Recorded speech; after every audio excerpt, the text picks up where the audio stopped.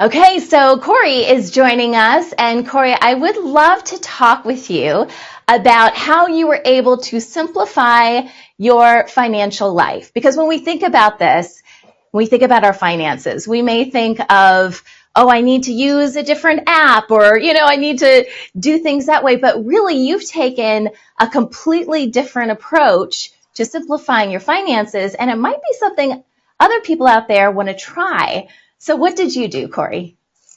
Well, it kind of hit me when I realized that I had way too many student loans. I was financing things that I really shouldn't have.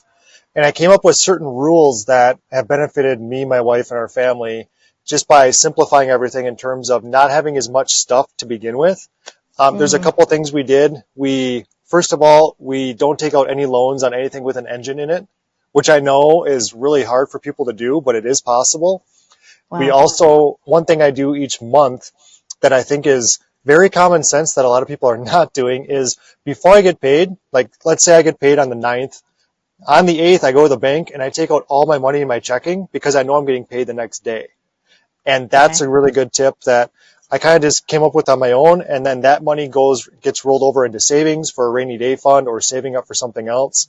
Another thing we do to simplify our finances is we ask ourselves, do we use it? Honestly, I think we look at it and we're tied to things with emotions and we say, oh, maybe someday or my kids could use this. And the answer is if we don't have a definite need for it that day or certainly within the next couple of weeks, we get rid of it. We'd rather give it to somebody else who can benefit from it. And then the other thing is we try to get out of debt as soon as possible because obviously debt, we're slaves to the lender and we feel that. It's tight, it's uncomfortable, it allows us to have less freedom, and we're not hoarders at all, but if there's one thing we do hoard, it is freedom, and we're Yeah. restricted by that financial burden that has really, really hurt us, and it stops people from getting into homesteading, because they think that there's a big cost, and there isn't really a big cost. I think the big cost is the fact that you have 2 cars in your driveway, 3 student loans you're still paying on, and all of these other things. And in our country today, that is really something that a lot of people are struggling with, just like we did years ago. And we're not out of the woods yet, but we're so much better off than we were even 2 or 3 years ago by doing simple things like not financing toys unless it's an emergency, only having loans on stuff we absolutely positively need under the right circumstances.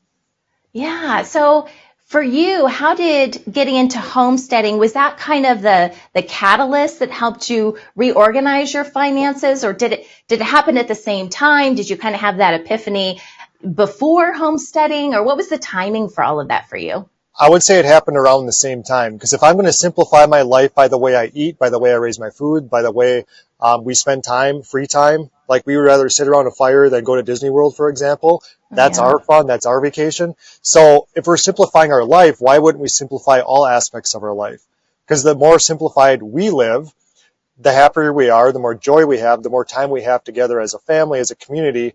And I thought, well, why don't we simplify every aspect of our life, not just our lifestyle, but also our finances that tie into our lifestyle. So it kind of happened at the same time as starting homesteading. Yeah. And then what were some of those first steps that you took to start homesteading? Because there may be people that are watching this going, I think that might work for me, but I don't even know where to start.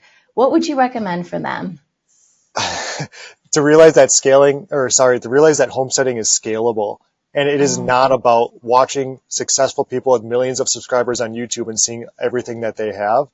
And so if I were to start a homestead like today, I would start with poultry, meat rabbits, and like 2 or 3 raised bed gardens and get really good at raising whatever you put in there.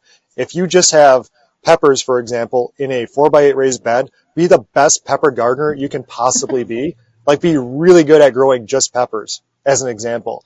And then if you can manage that, then you scale up to 5 or 6 raised beds. And you'll be shocked because if you have that scalable mindset, in 5 years, you're going to have a really, really good system that is not only successful as a unit, but each individual unit as itself because you took the time to be really good at 1 or 2 things from the beginning. So poultry is big for me, starting with small things, maybe meat rabbits. That's not super popular, but it's really, really easy to do. That's actually how we started, to be honest. We started with meat rabbits and transferred into other things. So really small, manageable things that don't cost a lot of money to begin with. Yeah. And they're not going to stress you out. Your cow gets out and you're the first time homesteader, you're chasing a cow down the road. That's stressful. That's difficult. Yeah. That's not fun for anybody. You can't No. manage a cow that weighs 1,000 pounds. If a rabbit gets out, you go out and get a net and you pick it up and put it back. It's not a big Yeah. deal. So managing things in a small scale to start with the first year and being very good at just one or two things to build your confidence to go forward. If you can't handle that, homesteading might not be for you, or you just need to take some time off and regroup and kind of come up with a different plan. But that's a way to test the waters without a really high financial sacrifice. It's very cheap to get into homesteading if you start that way. Yeah, when you were mentioning the cow getting out, I'm like, that's worse than trying to balance your checkbook, honestly. Yeah, right. Exactly. All right, Yeah. thanks, Corey. You're welcome.